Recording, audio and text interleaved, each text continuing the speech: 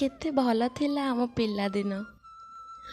School तो निजे निजे ही जावाक पड़ूला, पुणी से भी चली चली। हाँ, गाँ भा क्या पाखे साइकेल थिला, सी भी क्लास रे जड़े कि दुई जन पाखे।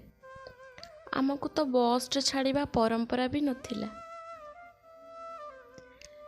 सेतेबेले स्कूल सांगसाथी मानक संगे चलिकी जीवार मजा भी बहुत भल थिला। वर्तमान से खुशी ना। सेतेबेले पास फेल ए दीटा ही जिनस केवल आम जानी। पाठ पढ़िबार अर्थ पास करवा, फेल हो गले सबू सरला। किंतु परसेंटेज माने कौन से सब आम कि जान नु। केमिति भी करिकी हो क्लास रे पास होबार अछि।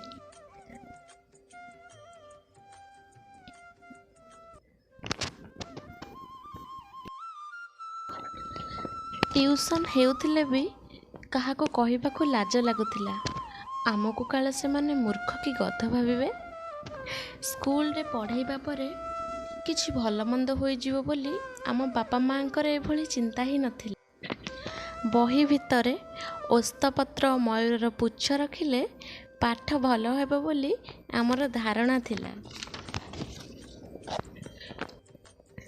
आउ सेथिपाई सब बेले बही भितरे मयूर पुच्छ मध्य रखि थाउ।